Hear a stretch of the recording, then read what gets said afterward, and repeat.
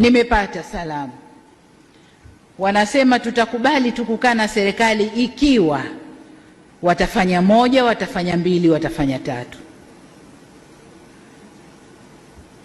Serikali hii si ya kuamrishwa wala kupewa maelekezo.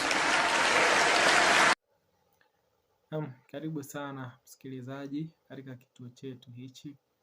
Bila shaka tuendelee na uendelezo wa taarifa zetu kuweza kuhakikisha kwamba tunaendelea kukufahamisha na tunazidi kukusogeshea karibu taarifa zinazotokea nchini Tanzania, kuweza kuhakikisha kwamba pia tunakupa uchambuzi wa kina ili tuweze kuelewa kinachotokea, lakini pia kuweza kutambua kwamba kinachotokea kinaleta baadhi ya faida zipi ama madhara ya kiasi gani kwa mwananchi wa kawaida. Na msikilizaji, taarifa ambazo unazipokea siku ya leo ni kwamba Rais Samia Suluhu Hassan amepata kujibu bunge la Ulaya na akaweza kusema kwa sauti kubwa kwamba hataweza kuyajibu ama hataweza kufanya jinsi bunge hilo limeweza kuhitaji aweze kufanya, kwa sababu anahisi kwamba hahitaji kupewa masharti wala kuamrishwa ama kupewa maelekezo kwa kile ambacho anastahili kukifanya nchini Tanzania. Na kwa sababu hiyo ameweza kusema kwamba ikiwa watahitaji waweze kushirikiana na nchi ya Tanzania, itabidi waweze kuketi chini kwenye meza na kushauriana kuhusu kitakachoweza kutokea. Lakini ikiwa watampatia masharti, watampatia maelekezo ama watamuamrisha kufanya jinsi wanavyohisi ama kumpa mwongozo wa wanachohisi kwamba ndio bora kufanyika, hataweza kufanya hivyo. Na Samia, msikilizaji, amezungumza akiwaongelesha viongozi wa ulinzi nchini Tanzania na jeshi la polisi, akiwapa masharti ya kitakachoweza kutokea nchini Tanzania. Na msikilizaji, pengine nikupeleke kwenye taarifa hii moja kwa moja, kisha tuweze kutathmini na kuelewa kinachotokea hapa. Nimepata salamu wanasema tutakubali tu kukaa na serikali ikiwa watafanya moja, watafanya mbili, watafanya tatu. Serikali hii si ya kuamrishwa wala kupewa maelekezo.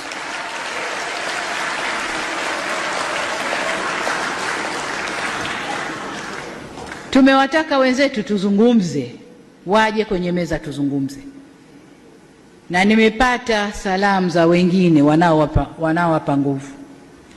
Hakuna mazungumzo mpaka mumwachie huyu, mufanye hili, mufanye hili.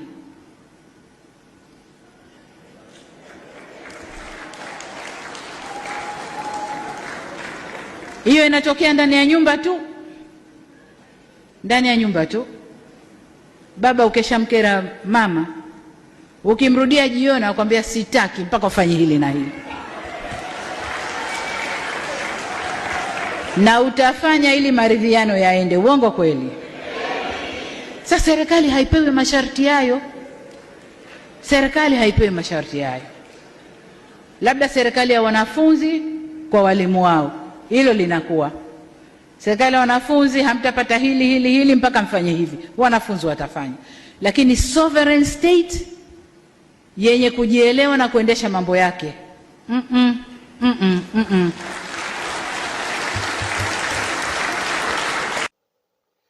Sasa msikilizaji, kinachotokea ni kwamba serikali ya Ulaya na ile serikali ya Marekani waliweza kuzungumza na wakaweza kusema machache kuhusu serikali ya Tanzania. Katika nyaraka walioweza kuitoa ni kwamba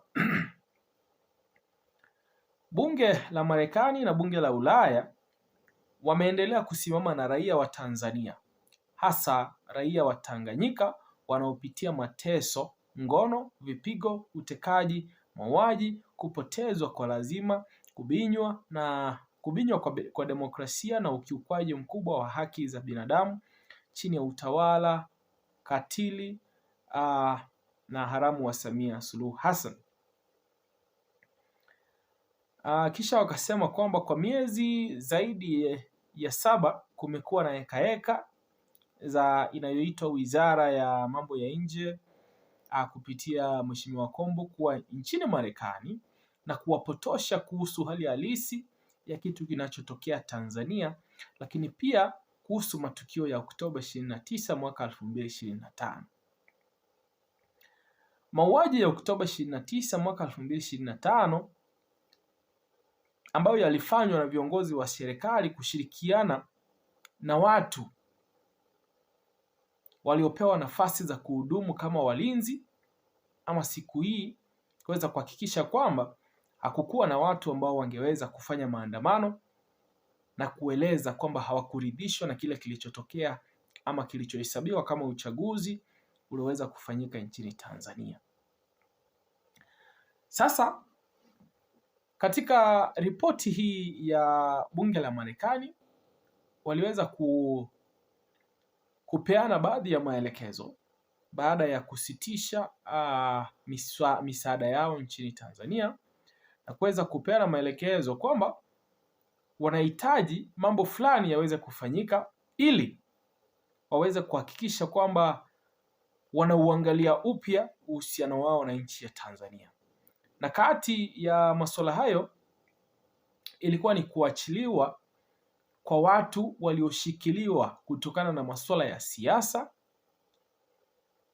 lakini pia kuachiliwa kwa Tundu Lissu. Vitu ambavyo Samia amesema kwamba hataki masharti ya aina hiyo kuweza kuhakikisha kwamba hataki kuamrishwa na hataki kupewa maelekezo kuhusu kile ambacho anakifanya. Na kwa sababu hiyo binafsi yake anahisi kwamba wanachokifanya kama nchi ya Tanzania kipo salama.